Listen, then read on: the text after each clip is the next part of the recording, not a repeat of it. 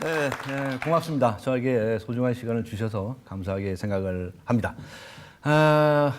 여러분 공부 잘하셨나요? 네. 라고 하시는 분도 있고 아니라고 하시는 분도 있고. 네. 여러분 자녀들은 공부 잘하시나요? 네. 잘해요? 오, 큰 소리가 잘한다고 하시는데. 네. 한번 여쭤보겠습니다. 자녀들은 공부를 잘해야 됩니까? 잘하면 네? 왜 이렇게 대답이 신통치 않으세요? 네.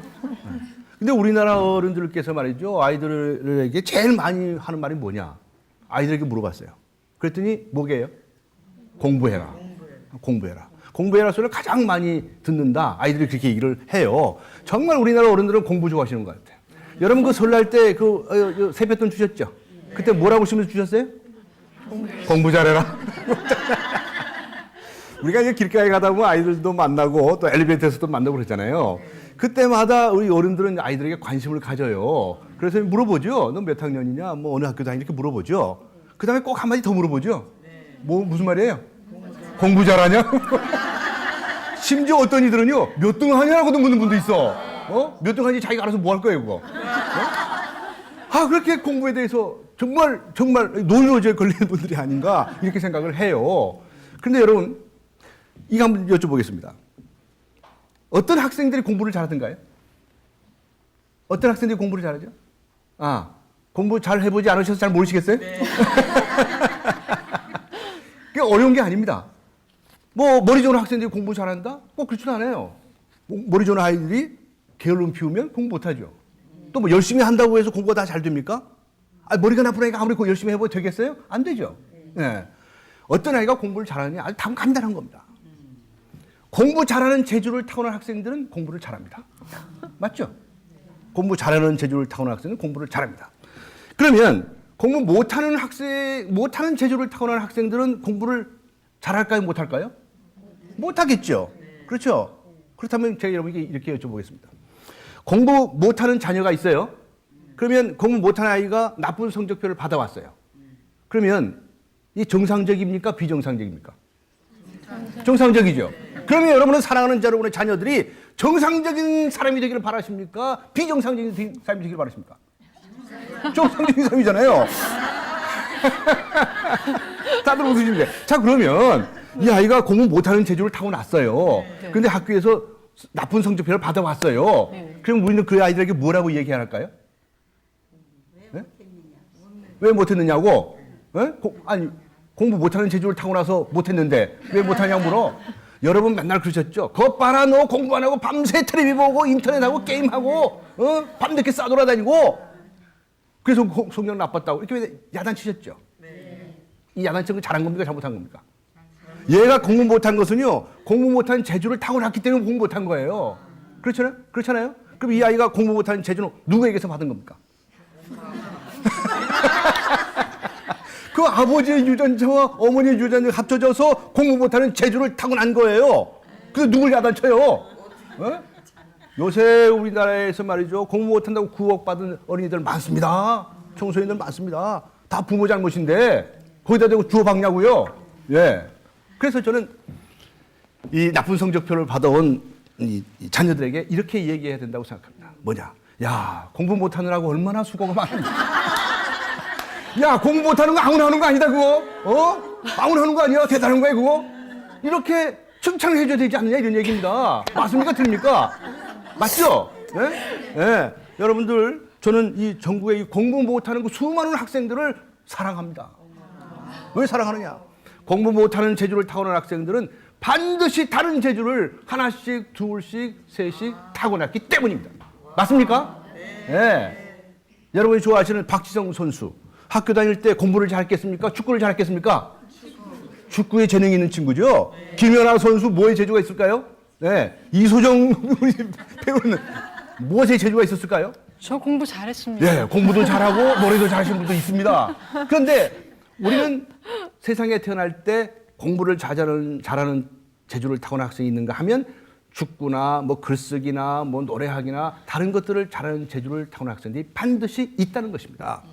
그래서 저는 이 전국의 이 공부 못하는 학생들, 예를 들면 100명 있다고 한다면 공부 잘한다는 얘기는 한 10명 정도 얘기를 듣겠죠. 나머지 90명은 다 공부 못한다는 얘기를 듣습니다. 그럼 전국에 공부 잘하는 학생이 많아요? 못하는 학생이 많아요? 못하는 학생이 많죠. 그 많은 공부 못하는 학생들을 저는 사랑한다는 것입니다. 그리고 더 나아가서 무슨 이야기냐? 야, 너는 공부 못하는 재주를 타고났기 때문에 넌 아주 정상적인 애다. 그리고 반드시 다른 재주가 하나씩, 둘씩, 셋씩 있다. 바로 그것을 찾아라. 라고 격려하고 위로해주고 싶다는 얘기입니다. 말이 맞습니까? 그럼 우리 그들에게 모두 박수를 쳐서 격려해주고 위로해주자 이런 이야기입니다. 지금 박수 치신 분들 다 학교 다닐 때 공부 못하신 분들입니다. 이게 웃고 있었는데 아마도 여러분 세상에 태어나셔가지고 공부 못하는 학생들을 위해서 박수 쳐본 적이 난생 처음이죠. 아마 그랬을 겁니다. 아마 그랬을 겁니다. 저는 이 공부 못하는 우리 천국의 청소년들을 정말로 사랑합니다. 그리고 저에게 힘이 있다고 한다면 그들에게 정말 자신의 타고난 소질과 재능을 찾아서 그것을 마음껏 발휘할 수 있는 그런 아이들을 만들었으면 좋겠다는 것입니다. 여러분, 사람은 다 뚫린 재주가 다릅니다. 타고난 적성이 다릅니다. 그래서 예를 들면 우리가 어디 뭐 뷔페 식당에 가서 음식을 먹는다고 칩시다. 사람들이 다 골라오는 음식의 가성비가 다릅니까? 다르죠. 어떤 친구는 양식, 어떤 친구는 중국식, 한식 다 다릅니다. 다른 것이 정상입니까? 비정상입니까? 정상입니다. 때는 바야흐로 다양성의 시대입니다. 이 다양성의 시대에 다양한 적성을 타고난 사람들이 자기 적성을 발휘해서 활동하는 것이 그것이 바로 우리들이 지향해야 할 바다 이런 이야기입니다. 따라서 무슨 대학교 가는 것, 무슨 명문 대학교 가는 것 이런 데서 꿈을 두서는 안 됩니다. 부자가 되는 것, 대통령이 되는 것 이런 것에서 꿈을 찾아서는 안 됩니다. 그 꿈은 어디에 있는가? 바로 내 안에 있습니다. 내 안에 무엇이 있습니까? 내 안에 타고난 적성 안에 꿈이 있습니다. 나에게 타고난 적성이 무엇인지 그것을 발견해야 됩니다. 그것이 보물입니다. 그것을 발견해서 마음껏 자신이 하고 싶은 일을 할 때 그때 이 사람은 꿈을 이루는 것입니다. 그것이 바로 자기 실현입니다. 자기 실현이라는 말을 굉장히 어렵게 생각할 수가 있는데 어려운 말이 아닙니다. 우리는 타고날 때 다 다른 타고난 적성이 있습니다. 그 적성을 찾아서 마음껏 발휘하는 것입니다. 그러면 어떤 효과가 있느냐? 정말 놀라운 효과가 있습니다. 우선 첫째로요. 신바람이 납니다. 왜? 자기가 하고 싶은 걸 하니까. 자기가 잘할 수 있는 걸 하니까. 신바람이 날까요? 안 날까요? 나죠. 그 다음에 성과가 좋아요. 하고 싶어서 열심히 하니까 성과가 좋죠. 우리 사랑하는 자녀들에게 정말 자신이 하고 싶은 일이 무엇인지를 찾게 해야 됩니다. 그렇게 하기 위해서 딱 두 가지만 하면 됩니다. 자꾸 질문하십시오. 자꾸 질문하십시오. 또 공부 잘하냐? 몇 등 했냐? 이런 거 묻지 마십시오. 어떤 질문을 해야 되느냐? What's your favorite? 너 좋아하는 게 뭐냐? 너 잘하는 게 뭐냐? 이런 질문을 수시로 던지십시오. 그러면 이 아이들은 어른들을 만나면 자꾸 좋아하는 게 뭐냐고 물어봐. 골치 아파. 나 특별히 잘하는 게 없는데?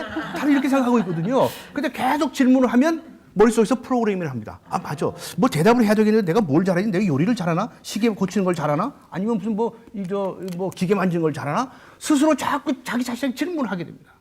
그래서 그것을 찾고자 하는 노력을 하게 되죠. 두 번째, 수많은 체험을 해야 됩니다. 말로만 들어서는 안 됩니다. 책으로만 봐서도 안 됩니다. 땅속에도 들어가 보고 하늘에도 날아가 보고 신발 공장에도 가보고 방송국에도 와봅니다. 가서 자원봉사에 가면서 체험을 해보십시오. 그렇게 하다 보면 왠지 마음에 드는 것이 있습니다. 이 왠지가 중요합니다. 이건 어떤 심리학자도 설명할 수가 없습니다. 왠지 마음에 들어. 그러면 그게 바로 자기 겁니다. 자기 겁니다. 그렇게 자기 것을 찾으면 이 세상에 70억 인구가 있는데 70억 인구 중 아무도 가지 않은 길. 그동안에 이 지구상에 왔다 갔다 수많은 인류들이 왔다 갔지만 그 사람들과 똑같지 아니한 똑같은 사람이 단 한 사람도 없는 자신만의 길을 찾게 되는 것입니다. 그것이 바로 마이웨이입니다. 그것이 바로 마이웨이입니다. 아무도 가지 않은 길. 징기스칸이 이런 말을 했습니다. 성을 쌓는 자는 망하고 길을 내는 자는 흥한다고 그랬습니다. 그러니까 프로스트 시 여러분 잘 아시다시피 내가 가지 않은 길이라는 노래한 바가 있습니다. 우리는 자신의 길을 자신이 찾아서 자신이 개척해야 됩니다. 다른 사람들하고 비교하지 마십시오. 남의 눈치도 보지 마십시오. 나의 행복은 내가 만드는 것이고 내가 가는 길 안에 있습니다. 바로 거기에 꿈이 있다. 그래서 저는 내 안에 꿈이라고 제목을 달아보았습니다. 여러분 감사합니다. 고맙습니다.